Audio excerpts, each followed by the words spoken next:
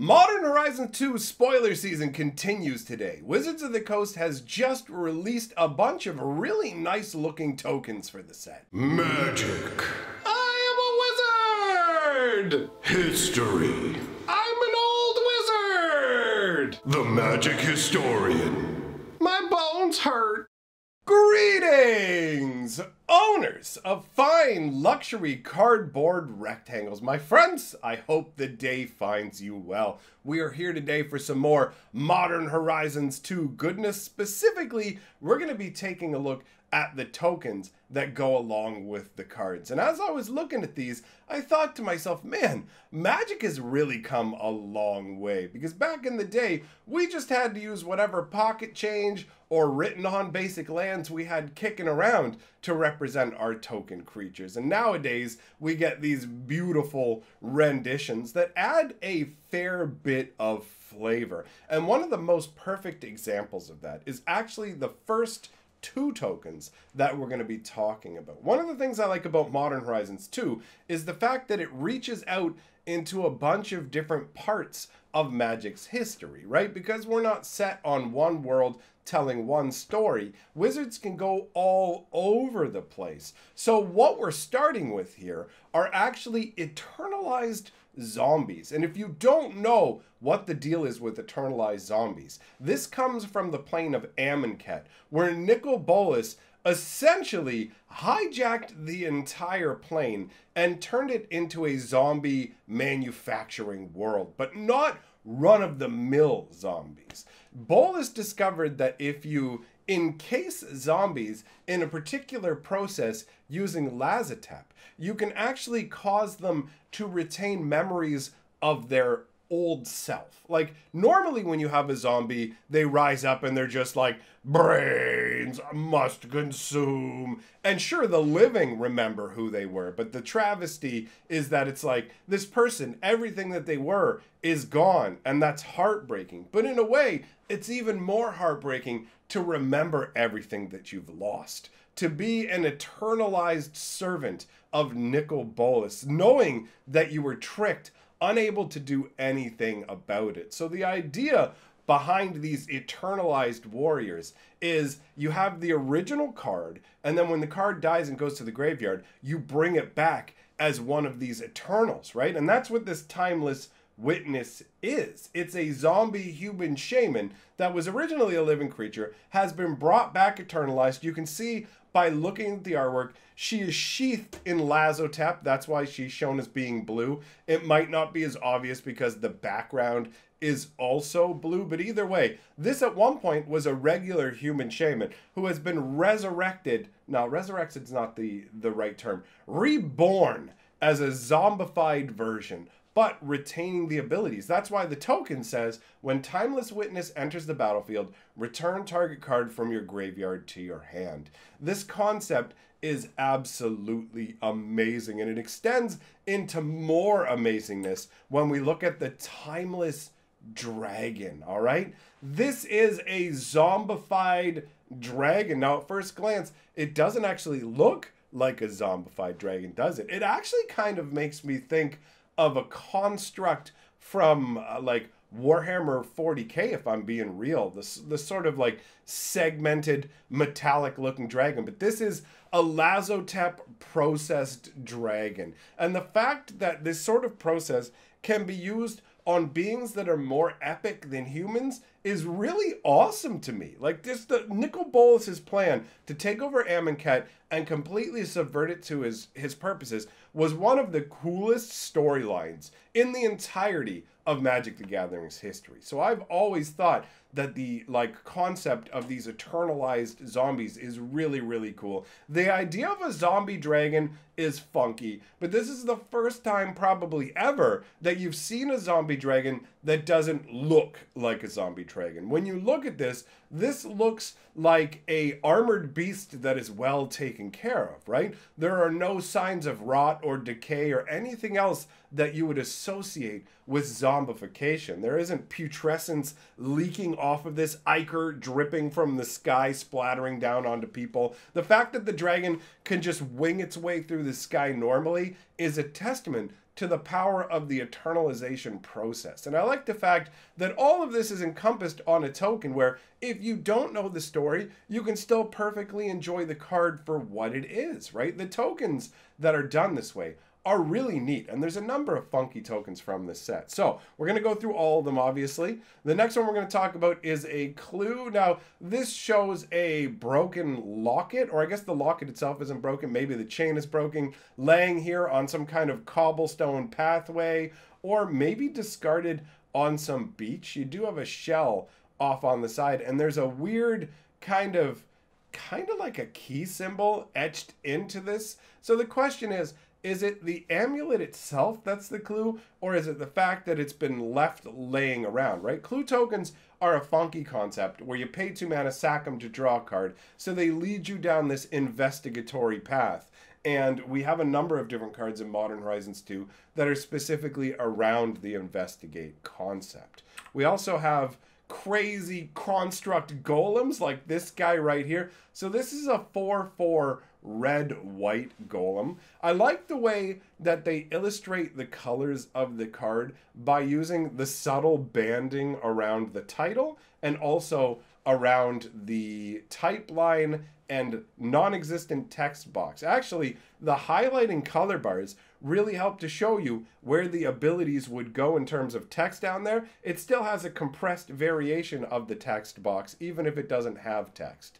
So, I mean, I guess on one hand, people could look at this and it might not be immediately obvious to them that this is a white-red artifact golem token. You know what I mean? Like, they might just look at it and go, okay, this is a colorless artifact. But at least there is some kind of visual cue. And I have to say, I genuinely enjoy this more full art style of tokens, right? Because tokens are a side thing in Magic, and just having them be visually striking is a nice little bonus, right? You don't need a big text box that's empty with nothing in there. So let's move on to the next token we have. I don't have that much to say about the golem in all honesty. He's just a big blocky stone golem. Looks fine, but doesn't really excite me. Then we've got the Phyrexian Germ. Now this is really, really neat because this is a genuine change.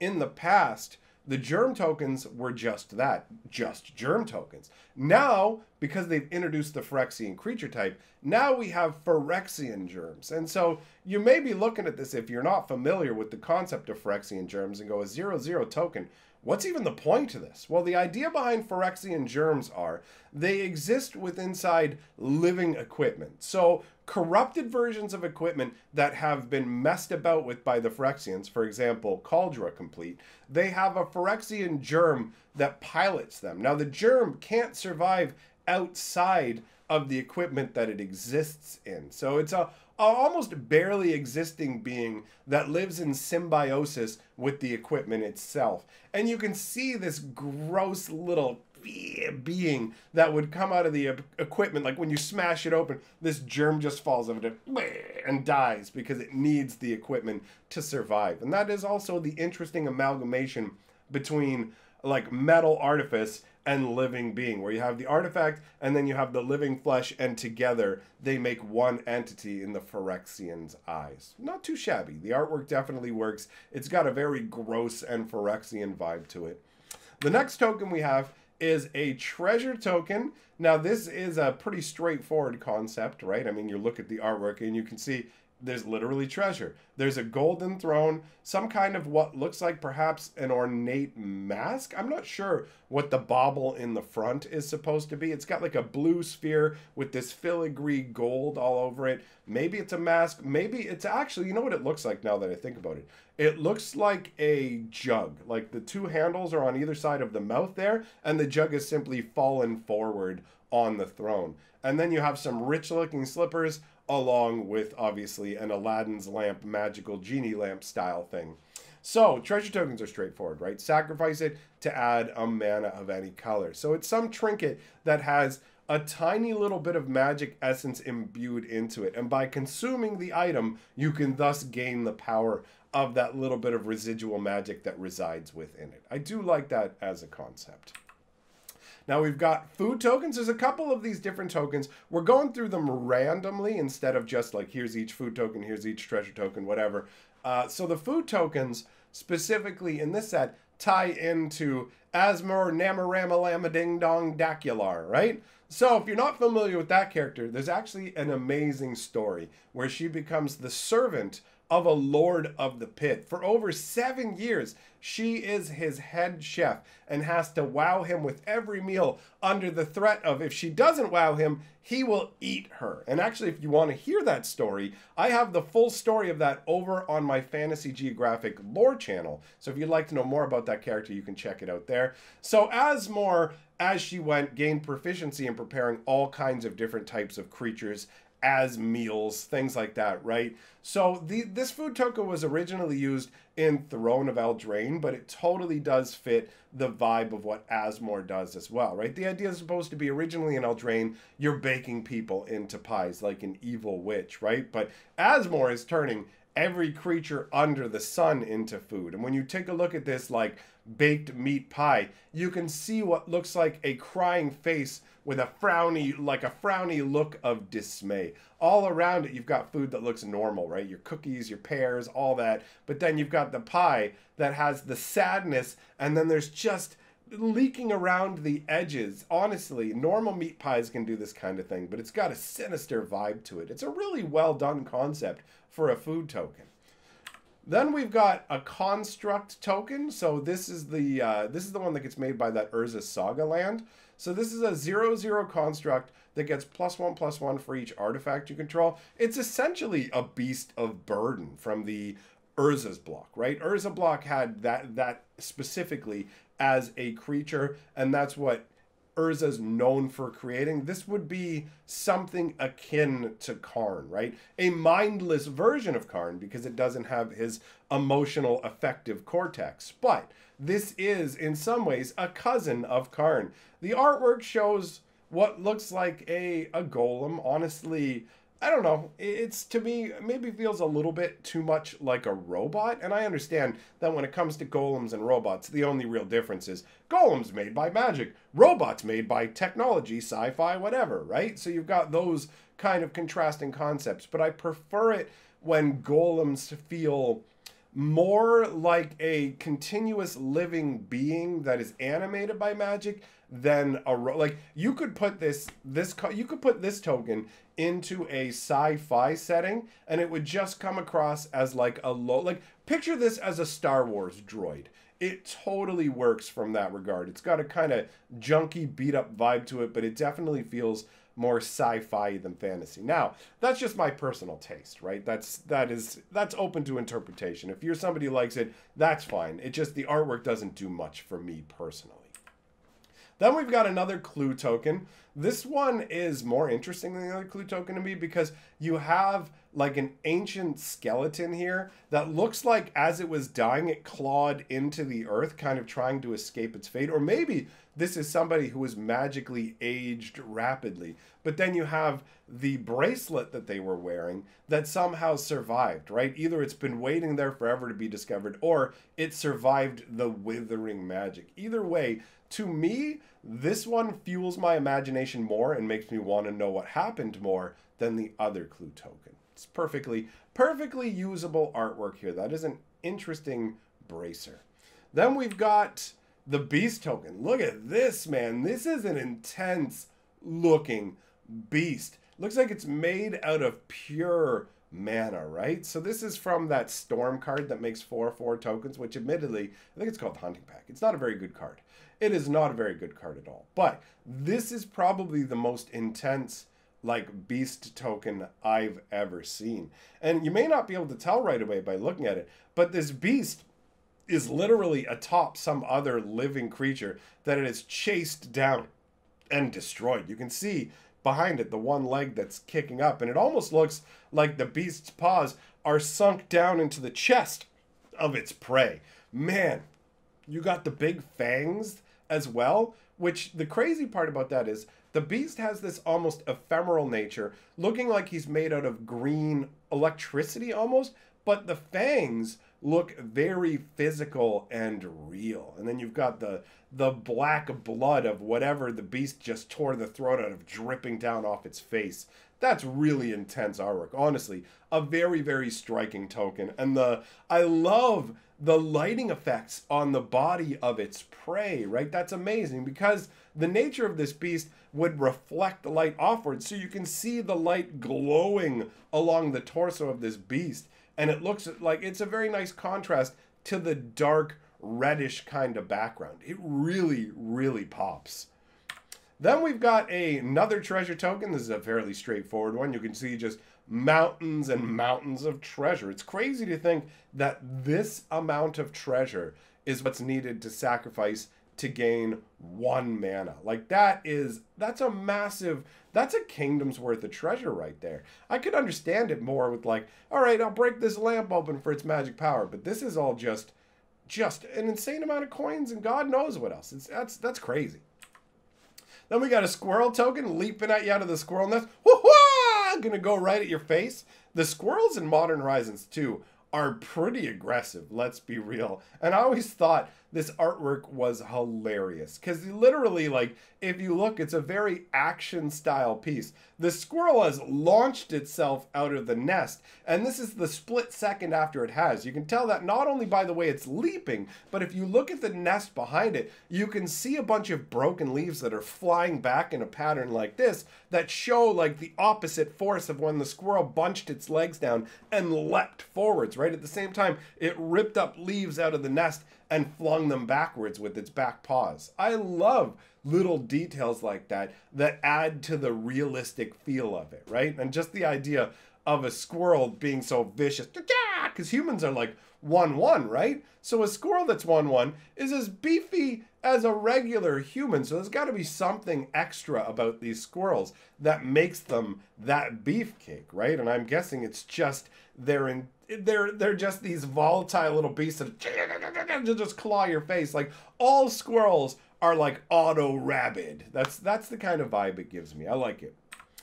Then we've got a bird token. This is a pretty straightforward 1-1 flyer. Again, that whole human concept that a lot of humans are 1-1 and this bird is 1-1. This bird doesn't have anything vicious looking about it, right? It actually has a very peaceful and serene vibe. It gives you kind of the feel of like doves, things like that, just soaring through the sky, not a problem in the world, right? Just this beautiful white plumage. The sky is just looking pretty free and clear overall. Yeah, maybe it's a little bit dark, but the sun is shining out onto this bird, and it's just like, it just flies down and janks you in the eye. It's like, oh no, bird, why? Right? Like, it's funny how non-threatening this bird token is.